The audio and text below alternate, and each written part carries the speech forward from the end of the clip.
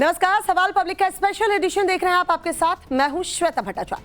प्रधानमंत्री नरेंद्र मोदी 5 देशों के दौरे पर आज है। नॉर्वे वो पहुंचे। नॉर्वे में प्रधानमंत्री को वहां के सर्वोच्च सम्मान से सम्मानित किया गया। इससे पहले कल स्वीडन ने अपने देश का सर्वोच्च सम्मान प्रधानमंत्री नरेंद्र मोदी को दिया। अपने इस दौरे के दौरान प्रधानमंत्री मोदी ऐसी जंग जीतने में लगे हैं जो हिंदुस्तान को भविष्य में अजय बना देगी। मोदी का फोकस है भारत को मौजूदा वैश्विक हालात से कैसे बचाया जाए, जनता पर युद्ध का असर कम से कम पड़े, महंगाई का असर ना पड़े। नॉर्वे के बाद प्रधानमंत्री नरेंद्र मोदी इटली का दौरा करने वाले हैं। इस दौरे के दौरान प्रधानमंत्री मोदी ने किस देश के साथ कौन सी डील डन की है, एक स्पेशल रिपोर्ट इस पर दिखाते हैं। देखिए और समझिए।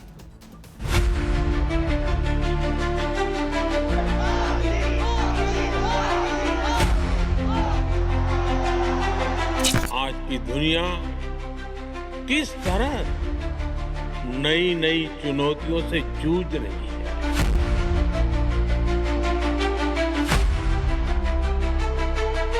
यूरोप के बीच पॉलिटिकल, इकोनॉमिक और स्ट्रेटेजिक कन्वर्जेंस पूरे विश्व में शांति और स्थिरता के लिए महत्वपूर्ण है। हमने हमारे संबंधों को स्ट्रेटेजिक पार्टनरशिप के सूत्र में बांधने का निर्णय लिया। अब हमें इस पार्टनरशिप को नेक्स्ट लेवल पर ले जाना चाहिए।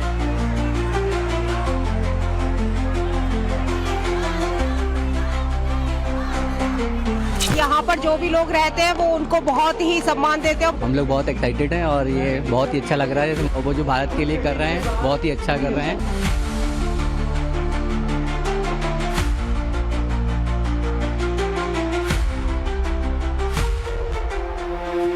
नरेंद्र मोदी दुनिया नाप रहे हैं ताकि अपने भारत को मौजूदा वैश्विक हालात से कैसे भी बचाया जाए। गरीब और मिडिल क्लास पर युद्ध का असर कम से कम पड़े, डीजल पेट्रोल के दाम कम से कम बढ़ाने पड़े। जरा देखिए, 6 दिन 144 घंटे में 5 देश, नया भारत के भविष्य की सबसे बड़ी तैयारी। मिडिल ईस्ट में असमंजस के हालात, तेल रूट पर बढ़ता खतरा और हार्मुज स्ट्रेट की बंदी ने दुनिया के सामने महामंदी का जोखिम बढ़ा दिया है। अमेरिका यूरोप से विकासशील देशों तक की अर्थव्यवस्था को लेकर बुरे संकेत मिलने शुरू हो चुके हैं।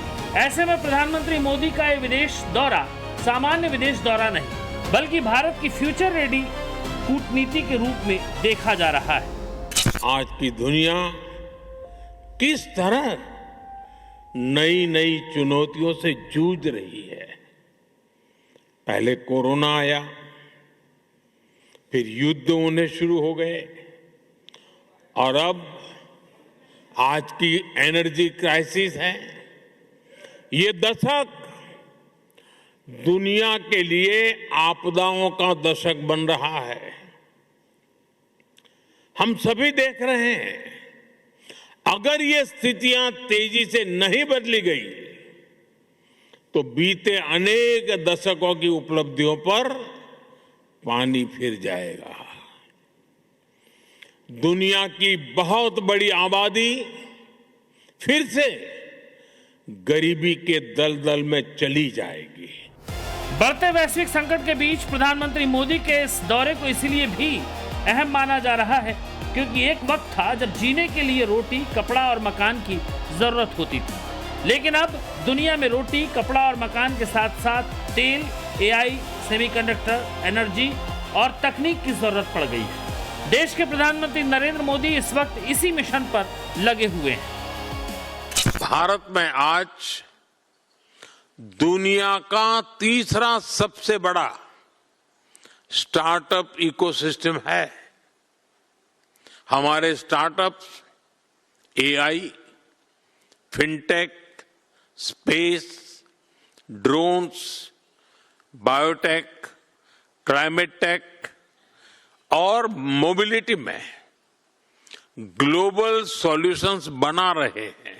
अब हमें इस पार्टनरशिप को नेक्स्ट लेवल पर ले जाना चाहिए। Vaccines, cancer care, digital health, nutrition और मेडिकल डिवाइसेस में बहुत बड़ा स्कोप है। आप design for India, make in India and export from India के मॉडल पर आगे बढ़ सकते हैं। मोदी के इस वक्त दुनिया विजिट का कितना इंपॉर्टेंस है उसे ऐसे समझ सकते हैं कि एक एक देश को रीच आउट किया गया है। रिसर्च टीम ने ये पूरा खाका तैयार किया है कि किस देश से कैसी डील होनी चाहिए। यूएई से क्या हुआ है समझे। स्ट्रेटेजिक पेट्रोलियम रिजर्व पर एमओयू, भारत को एलपीजी सप्लाई पर सहमति, भारत में $5 बिलियन निवेश, स्ट्रेटेजिक पार्टनर फ्रेमवर्क पर डील। उसके बाद नीदरलैंड में 17 ऐतिहासिक डील पर मुहर लगी। सेमीकंडक्टर, ग्रीन एनर्जी पर मुहर, रक्षा सह उत्पादन पर डील और कूटनीतिक संबंध बढ़ाने की सहमति बनी। नीदरलैंड के बाद नरेंद्र मोदी स्वीडन पहुंचे। स्वीडन और भारत संकट काल को अपॉर्चुनिटी में कैसे बदले, इस पर नरेंद्र मोदी और उनकी टीम ने क्या क्या काम किया वो देखें। स्वीडन में मोदी को स्वीडन का सर्वोच्च सम्मान दिया गया। Royal order of the polar star सम्मान से नवाजा गया। एनर्जी, टेक्नोलॉजी, एआई को लेकर वार्ता और फ्री ट्रेड एग्रीमेंट पर भी बात हुई। भारत और स्वीडन के संबंध लोकतांत्रिक मूल्यों, रूल ऑफ लॉ और ह्यूमन सेंट्रिक डेवलपमेंट की मजबूत नींव पर आधारित है। हम दोनों इनोवेशन को विकास का माध्यम मानते हैं, सस्टेनेबिलिटी को अपनी जिम्मेदारी समझते हैं और डेमोक्रेसी को अपनी ताकत मानते हैं। हमने इन समानताओं के आधार पर आगे बढ़ने पर चर्चा की। हर क्षेत्र में हमारे बढ़ते सहयोग को देखते हुए हमने हमारे संबंधों को स्ट्रैटेजिक पार्टनरशिप के सूत्र में बांधने का निर्णय लिया।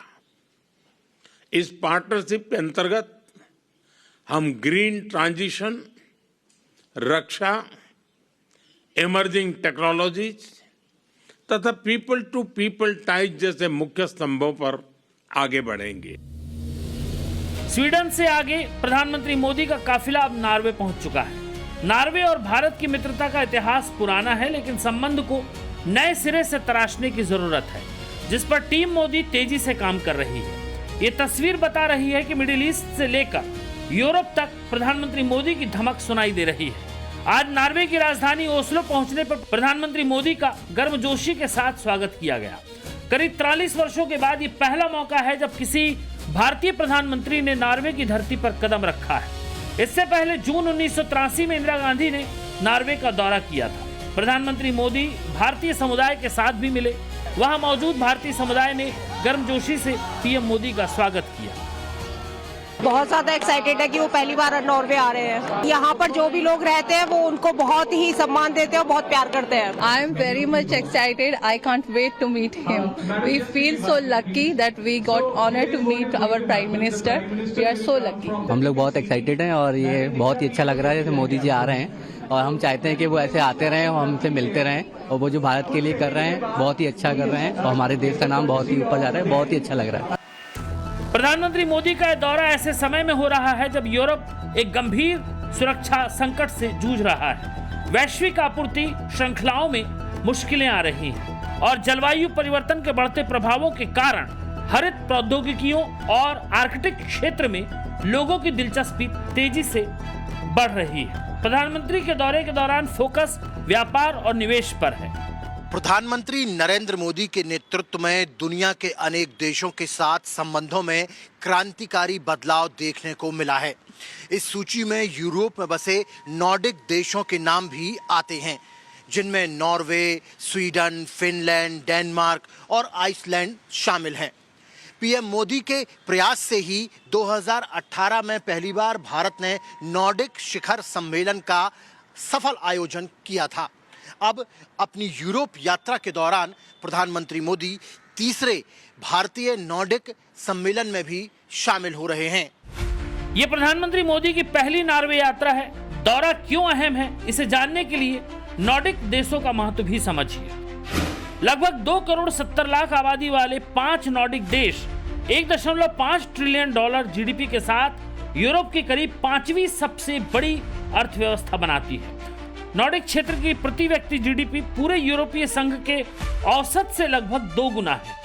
वहीं इन देशों की करीब 60 कंपनियां फोर्ब्स की दुनिया की 2000 सबसे बड़ी सार्वजनिक रूप से सूचीबद्ध कंपनियों में शामिल है। भारत के साथ भी नॉर्डिक देशों के संबंध लगातार गहरे हो रहे हैं।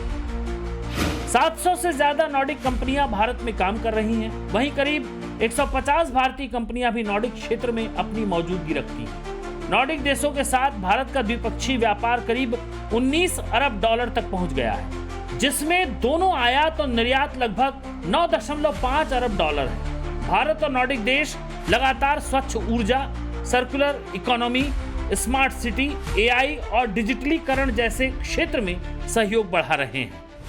मिशन वर्ल्ड को पूरा करने के लिए प्रधानमंत्री मोदी का यूएई का दौरा पूरा हो चुका है। नीदरलैंड टूर भी पूरा हो चुका है। स्वीडन का दौरा भी पूरा हो चुका है। अब प्रधानमंत्री मोदी नॉर्वे दौरे पर हैं। 2 दिन की यात्रा के बाद प्रधानमंत्री इटली जाएंगे। ग्लोबल क्राइसिस में सबसे बड़ी चुनौती है फॉरेक्स रिजर्व की। यही वजह है कि पीएम मोदी का सारा फोकस देश के विदेशी मुद्रा भंडार को बचाने का है, क्योंकि अगर देश में विदेशी मुद्रा भंडार में कमी आई तो इसका सीधा असर पेट्रोल डीजल की कीमतों पर पड़ेगा। न सिर्फ पेट्रोल डीजल महंगा होगा, बल्कि देश में महंगाई भी बेतहाशा बढ़ेगी। सरकार चाहती है कि भारत के विदेशी मुद्रा भंडार लगातार मजबूत रहें और इसके लिए बहुत जरूरी है कि भारत में विदेशी निवेश, और वैसे भी दुनिया की सबसे तेज रफ्तार इकोनॉमी और सबसे बड़े और युवा टैलेंट पूल के साथ दुनिया के देश अपनी इकोनॉमिक रफ्तार के लिए भी संभावनाएं देख रहे हैं। आज का भारत स्केल और स्टेबिलिटी का प्रतीक है। स्केल की बात करें तो हम दुनिया की फास्टेस्ट ग्रोइंग मेजर इकोनॉमी भी है और दुनिया का सबसे बड़ा टैलेंट पूल भी है। इंफ्रास्ट्रक्चर, क्लीन एनर्जी या फिर कनेक्टिविटी, भारत की स्पीड को विश्व में कोई मैच नहीं कर सकता। इसी कारण पूरे विश्व के ग्रोथ में आज भारत 17% योगदान दे रहा है। और स्टेबिलिटी के विषय पर तो विश्व के सबसे बड़े लोकतंत्र के प्रधानमंत्री के रूप में सेवा करते हुए आज ही के दिन मेरे 12 वर्ष पूरे हुए हैं। इन 12 वर्षों में कंटिन्यूअस रिफॉर्म से हमने अपना इकोनॉमिक डीएनए ट्रांसफॉर्म किया है। प्रधानमंत्री मोदी की यही कोशिश उनकी लोकप्रियता को लगातार बढ़ा रही है। नॉर्वे दौरे से पहले स्वीडन में प्रधानमंत्री मोदी का ग्रैंड वेलकम हुआ। पीएम मोदी को स्वीडन के सबसे बड़े सम्मान royal order of polar star commander grand cross से सम्मानित किया गया। जब से ट्रंप को नोबेल पीस प्राइज नहीं मिला, ट्रंप स्वीडन से बहुत गुस्से में है। ट्रंप ने बाकायदा स्वीडन को धमकाया भी था, जिसके बाद से स्वीडन अमेरिका की जगह दूसरा मार्केट तलाश रहा था और उसको इंडिया जैसा बड़ा देश और मार्केट मिल गया है। स्वीडन में पीएम मोदी ने यूरोपीय आयोग की अध्यक्ष उर्सुला वॉन डेर लेन और स्वीडिश पीएम उल्फ क्रिस्टरसन के साथ यूरोपीय राउंड टेबल फॉर इंडस्ट्री के शीर्ष व्यापारिक नेताओं से मुलाकात की। इस दौरान पीएम मोदी ने भारत में निवेश, एआई, कारोबार, ग्रीन एनर्जी, नई technology, defence, startup, supply chain से लेकर जलवायु जैसे मुद्दों पर भी चर्चा की। साथ ही आतंकवाद को लेकर भी कड़ा संदेश दिया। भारत और स्वीडन सहमत है कि आतंकवाद पूरी मानवता के लिए गंभीर चुनौती है। पिछले वर्ष पहलगाम में हुए आतंकी हमले के बाद हमें स्वीडन से मिले समर्थन के लिए मैं प्रधानमंत्री क्रिस्टरसन का आभार व्यक्त करता हूं। हम आतंकवाद और उसके समर्थकों के विरुद्ध लड़ाई जारी रखेंगे। भारत की शक्ति क्या है, भारत की संस्कृति क्या है, भारत का इतिहास क्या है, भारत का भविष्य क्या है, प्रधानमंत्री मोदी के इस दौरे से पूरी दुनिया देख रही है। मोदी दुनिया में आगे बढ़ रहे हैं। मोदी इस वक्त ऐसी जंग जीतने में लगे हैं जो हिंदुस्तान को भविष्य में भी अजेय बना देगी। मोदी एक साथ 2 फ्रंट पर काम कर रहे हैं। भारत में तेल की खपत कम करने की अपील की, विदेश में ग्रीन हाइड्रोजन डील कर रहे हैं, हिंदुस्तान में 1 साल तक सोना नहीं खरीदने की अपील कर रहे हैं। विदेश में सेमीकंडक्टर और एआई डील से देश को आगे बढ़ा रहे हैं। देश में फ्यूल क्राइसिस को कंट्रोल कर रहे हैं। विदेश में नई सप्लाई चेन पर समझौते कर रहे हैं। एक रास्ता बंद होता है तो प्रधानमंत्री मोदी नया रास्ता खोलने की तैयारी में लग जाते हैं। ब्यूरो रिपोर्ट, टाइम्स नाउ, नव भारत। अमेरिकी fitness influencer Aston hall America से यूपी के गोंडा पहुंचे तो बाहुबली ब्रजभूषण शरण सिंह का जलवा देखकर दंग रह गए। 15 एकड़ में फैली आलीशान कोठी में हेलीपैड और अस्तबल में करोड़ों की कीमत के घोड़े एस्टन हॉल को हैरान कर गए। इस पूरी विजिट के दौरान अमेरिकन स्टार को एक बात समझ में आ गई, सोशल मीडिया फैन फॉलोइंग और जमीनी जलवे में बड़ा अंतर होता है।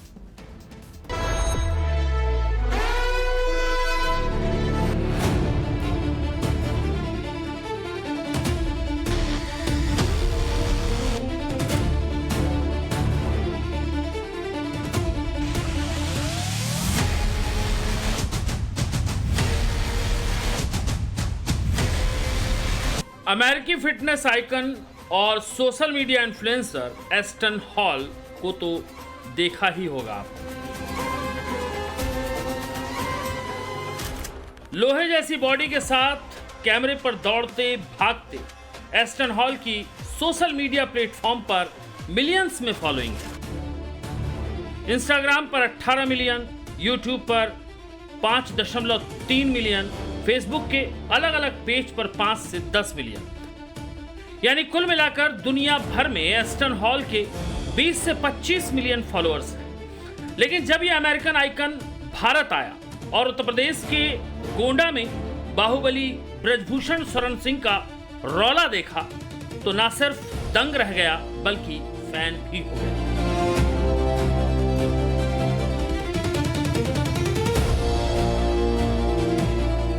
रईसी क्या होती है, अंदाज क्या होता है, रियल लाइफ का भौकाल क्या होता है, गोंडा की आबो हवा ने एस्टन हॉल को इसका अंदाजा करवा दिया।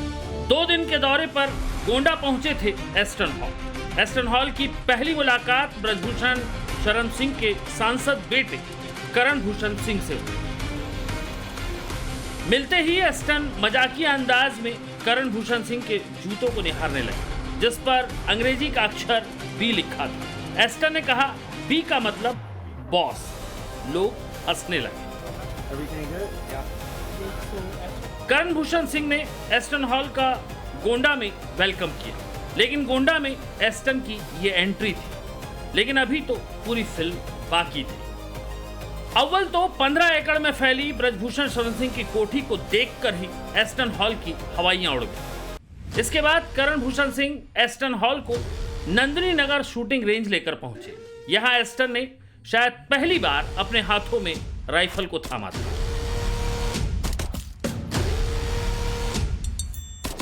बॉडी बिल्डर एस्टन के सामने धीरे धीरे पत्ते खुल रहे थे। एस्टन करण भूषण सिंह के शूटिंग एक्सपीरियंस को देखकर हैरान थे। करण भूषण सिंह से टिप्स लेकर एस्टन ने यहां 2 फायर किए।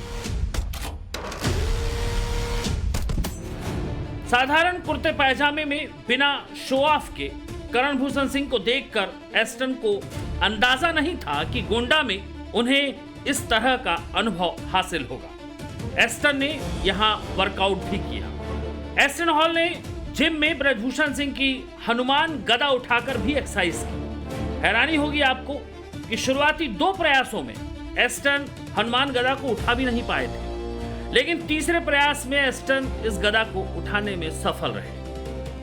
दरअसल ब्रजभूषण शरण सिंह के हनुमान गदा को उठाना वैसे भी आसान नहीं, क्योंकि ये एक मजा हुआ पहलवान ही कर सकता है। ब्रजभूषण नियमित रूप से अखाड़ा जाते थे, व्यायाम और कुश्ती करते थे। हालांकि वो कभी प्रोफेशनल पहलवान नहीं रहे, लेकिन स्कूल और कॉलेज के दिनों में ब्रजभूषण शरण सिंह कुश्ती की प्रतियोगिता में जरूर भाग लेते थे।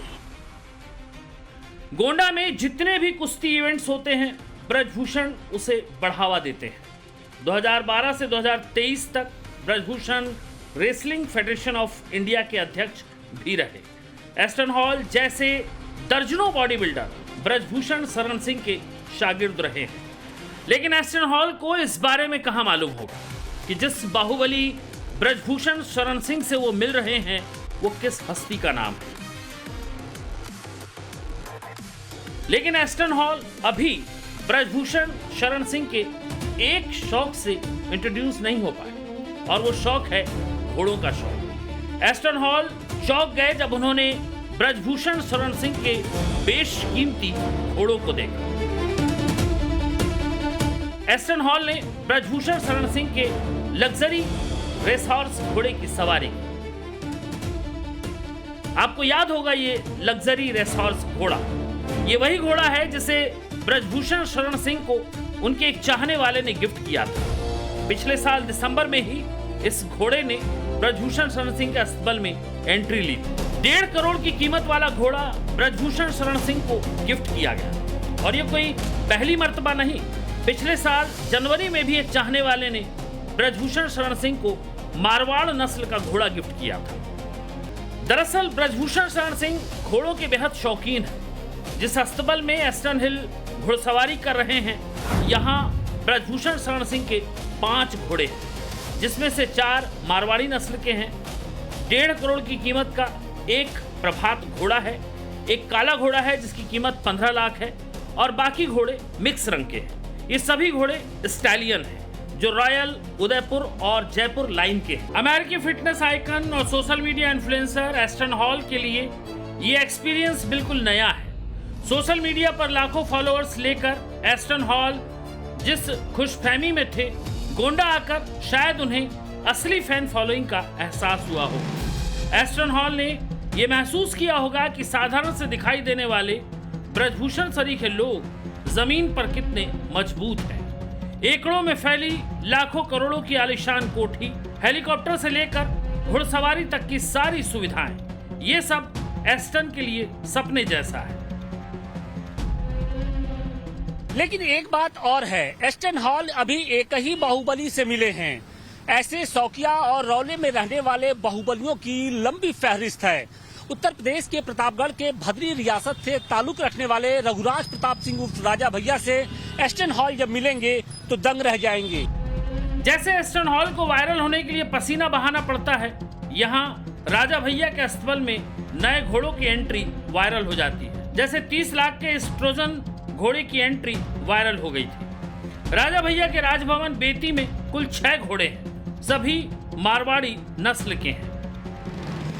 जैसे ब्रजभूषण शरण सिंह का ठाठ देखकर एस्टन हॉल चौंक गए, वैसे ही राजा भैया का भी राजशाही ठाठ है।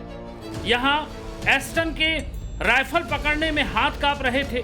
राजा भैया के पास असलहों का अंबार है। शस्त्र पूजा में राजा भैया ने अपना असलहा दुनिया के सामने लाया तो लोग दंग रह गए थे। कुंडा की बेती कोठी में राजपुतानी शान इतनी ऊंची दिखाई दी कि बंदूकें गिन पाना मुश्किल हो गया था। बिहार के छोटे सरकार भी सोशल मीडिया के सुपरस्टार हैं। अनंत सिंह के शौक और स्टाइल वैसे ही वायरल हैं जैसे एस्टन हॉल दुनिया में वायरल है। लेकिन अनंत सिंह को वायरल होने के लिए एस्टन हॉल जितना जतन करने की जरूरत नहीं पड़ती। रही बात शौक की, तो अनंत सिंह के पास भी 4 घोड़े हैं, जिसके अनंत सिंह ने नाम भी दिए हैं: लाडला, श्याम, करण, वंदे भारत। जैसा हमने बताया कि अनंत सिंह का स्टाइल अलग है, जो हर जगह दिखाई भी पड़ता है। अब भला घोड़ों को काजू किशमिश कौन खिलाता है, लेकिन अनंत सिंह के घोड़े काजू किशमिश और मखाना खाते हैं। जितना स्टाइल एस्टन हॉल का है, उससे कहीं ज्यादा स्टाइल में हमारे बाहुबली रहते हैं, और ये इन बाहुबलियों का सिग्नेचर स्टाइल है, जो आम लोगों को काफी पसंद भी आता है। बहरहाल ब्रजभूषण शरण सिंह का भौकाल देखकर एस्टन हॉल हैरान है। उन्हें याद रहेगी गोंडा की ये यात्रा और घुड़सवारी। ब्यूरो रिपोर्ट, टाइम्स नाउ, नव भारत। पाकिस्तान को लेकर ऐसा सच सामने आ चुका है जिससे कि सवाल उठ रहे हैं कि क्या अमेरिका के इशारे पर इमरान खान का तख्ता पलट करवाया गया था? क्या वॉशिंगटन के कहने पर आसिम मुनीर ने इमरान खान को सत्ता से बेदखल किया था? ऐसा क्यों कहा जा रहा है कि जो हाल इमरान खान का हुआ वही हश्र आसिम मुनीर का भी होने वाला है? रिपोर्ट दिखाते हैं, देखिए सर। लपटों में लाहौर और सुलगता सियालकोट, घर फूंक डाले, दफ्तर जला डाले और हाथ में खंजर और पत्थर लिए पाकिस्तानी एक दूसरे को मरने मारने पर उतारू थे। ऐसा ही हुआ था जब 3 साल पहले जिन्ना के मुल्क में जमहूरियत का जनाजा निकला था और इमरान खान को इस्लामाबाद की सत्ता से कोट लखपत जेल की काल कोठरी में पटक दिया गया था। सवाल ये है, क्या पाकिस्तान में एक बार फिर से ऐसा होने वाला है? क्या पड़ोस के मुल्क में आग लगने वाली है? जिस तरह इमरान खान को सत्ता से बेदखल किया गया था, क्या वही हश्र शहबाज शरीफ का भी होने वाला है? पाकिस्तान के फील्ड मार्शल आसिम मुनीर का क्या होगा? क्या मुशर्रफ की तरह मुनीर को भी पाकिस्तान से भागना पड़ेगा? ये हम नहीं कह रहे, पाकिस्तानी खुद कह रहे हैं और दुनिया भी मान रही है, और इसलिए मान रही है क्योंकि जिन्ना के मुल्क की सियासत का सबसे बड़ा पाप जमाने के सामने बेपर्दा हो चुका है। शहबाज शरीफ और आसिम मुनीर की ऐसी साजिश का खुलासा हो चुका है जिसने पड़ोस के मुल्क में भूचाल ला दिया है। सबूतों के साथ पता चल चुका है कि क्यों पाकिस्तान इन दिनों अमेरिका का गुलाम बना हुआ है, क्यों अमेरिका और ईरान की जंग में पाकिस्तान पोस्टमैन बना हुआ था, क्यों शहबाज शरीफ लगातार ट्रंप के लिए नोबेल मांगते रहते हैं और क्यों आसिम मुनीर को बार बार व्हाइट हाउस तलब किया जाता है। जवाब जानना चाहते हैं तो इन दस्तावेजों पर नजरें गड़ा लीजिए, क्योंकि इन्हीं में आसिम मुनीर का वो पाप दर्ज है जिसने पाकिस्तान में फिर से आग लगाने की आशंका को तेज कर दिया है। पहली बार लीक हुए इन दस्तावेजों में पाकिस्तान के अमेरिका में राजदूत असद मजीद खान और अमेरिकी विदेश विभाग के बड़े अफसर डोनाल्ड लू की बातचीत का ब्यौरा है। मुलाकात 7 मार्च 2022 को हुई थी और इसका संदेश पाकिस्तान के विदेश मंत्रालय इस्लामाबाद भेजा गया। इसी सीक्रेट मैसेज को साइफर कहा गया, जिसका लबुलुबाब ये है कि इमरान खान के खिलाफ शहबाज शरीफ और आसिम मुनीर ने बड़ी साजिश रची थी। इमरान खान को सत्ता से हटाने के लिए अमेरिका से सांठगांठ की गई थी। अमेरिका के इशारे पर इमरान खान को सत्ता से हटाया गया। इमरान खान को परमानेंट जेल में रखने के लिए मुनीर ने पूरी प्लानिंग की थी। लीक हुए दस्तावेजों से पता चलता है कि अमेरिका इमरान खान से नाराज था, किसी भी तरह इमरान खान को सत्ता से बेदखल करना चाहता था। साइफर के मुताबिक डोनाल्ड लू ने उस समय के पाकिस्तानी राजदूत से कहा था कि मुझे लगता है कि अगर प्रधानमंत्री के खिलाफ अविश्वास प्रस्ताव सफल हो जाता है तो वॉशिंगटन में सब माफ कर दिया जाएगा, लेकिन अगर ऐसा नहीं हुआ तो पाकिस्तान के लिए आगे का रास्ता बेहद मुश्किल होने वाला है। इसलिए शहबाज शरीफ और आसिम मुनीर ने अपने माई बाप अमेरिका की ख्वाहिश पूरी करने में देर नहीं की। इमरान खान को जबरन सत्ता से हटाकर जेल की कोठरी में कैद कर दिया गया। लेकिन सवाल ये है कि इमरान खान से अमेरिका की नाराजगी की वजह क्या थी? अमेरिका इमरान खान के रूस के दौरे से नाराज था, क्योंकि जब इमरान खान रूस के दौरे पर था तभी रूस ने यूक्रेन पर हमला कर दिया था। साथ ही साथ अफगानिस्तान से अमेरिकी सेना को वापस ले जाने के बाद इमरान खान ने अमेरिका को पाकिस्तान में आर्मी बेस सेट करने से भी इनकार कर दिया था। इस वजह से भी अमेरिका इमरान खान से नाराज था। इमरान खान ने इस्लामाबाद की गद्दी पर काबिज होने के बाद से ही अमेरिका का पिछलग्गू बनने से इनकार कर दिया था। इतना ही नहीं, कई बार सरेआम अमेरिका को खरी खोटी भी सुनाते रहे थे। इमरान खान लगातार खैबर पख्तूनख्वा में अमेरिका के ड्रोन हमलों का भी विरोध करते रहे। ऐसी ही तकरीरों की वजह से खान साहब अमेरिका को फूटी आंख नहीं सुआते थे, लिहाजा शरीफ एंड मुनीर कंपनी को काम पर लगा दिया गया। खास बात यह है कि इमरान खान ने 2022 में ही अपनी कुर्सी जाने के पीछे विदेशी ताकतों का हाथ बता दिया था, लेकिन अब दिक्कत होने वाली है। इमरान खान की तरह ही अमेरिका शहबाज शरीफ और आसिम मुनीर का सियासी किस्सा खत्म कर सकता है। मास की नहीं, पाकिस्तान की झूठ और मक्कारी का लबादा चीथड़े चीथड़े होने वाला है। शहबाज शरीफ की नोबेल वाली चापलूसी भी काम नहीं आने वाली है। जो हाल इमरान खान का हुआ, वैसा ही हश्र आसिम मुनीर का भी होना तय माना जा रहा है, जिसकी वजह भी है अमेरिका ईरान से जल्द युद्ध खत्म करना चाहता है, जल्द से जल्द हॉर्मुज स्ट्रेट पर पूरा कंट्रोल करना चाहता है। अमेरिका ईरान को अपनी सभी शर्तें मनवाना चाहता है और इसी काम के लिए ट्रंप ने आसिम मुनीर और शहबाज शरीफ को काम पर लगाया था। जिसमें ये दोनों के दोनों नाकाम रहे हैं। इसलिए पाकिस्तानी भी मान रहे हैं कि ईरान के बाद अमेरिका का कहर पाकिस्तान पर टूटना है। पश्चिम वाले पड़ोस के मुल्क में इसी तरह बर्बादी का चैप्टर पढ़ा जा रहा है। खास तौर से ईरान जंग को लेकर पाकिस्तान ने जिस तरह अमेरिका से दगाबाजी की है, उससे इस्लामाबाद से लेकर पिंडी तक सन्नाटा पसरा हुआ है। तो दूसरी तरफ ट्रंप पाकिस्तान को एहसान गिनाने में लगे हैं। अमेरिका पाकिस्तान से इसी एहसान का बदला चाहता है, लेकिन ईरान को मनाने की औकात पाकिस्तान की ना पहले थी और ना ही अब है। ये और बात है कि ईरान युद्ध में अमेरिका का पोस्टमैन बनकर पाकिस्तान आतंकी मुल्क का टैग हटाने की कोशिश में था। इसलिए शहबाज शरीफ और आसिम मुनीर ने इस्लामाबाद में मजमा लगाया, अमेरिकी और ईरानी अफसरों को मुर्ग मुसल्लम खिलाया, लेकिन जंग खत्म न हो पाई और जिन्ना के मुल्क का सबसे बड़ा पाप सामने आ गया। पाकिस्तान का वही हाल होगा जो ईरान का हो चुका है और ये पाकिस्तानी खुद कह रहे हैं। पाकिस्तानियों की एक ख्वाहिश भी जल्द पूरी होने वाली है। ईरान पर बरसते बारूद की आंच पड़ोस के आतंकी मुल्क पर भी आने वाली है। जिस अमेरिका को पाकिस्तानी अपना माई बाप मान रहे थे, शहबाज शरीफ से लेकर आसिम मुनीर तक जिसकी चापलूसी में लगे थे, वही अमेरिका अब पाकिस्तान को भी खाक में मिलाएगा।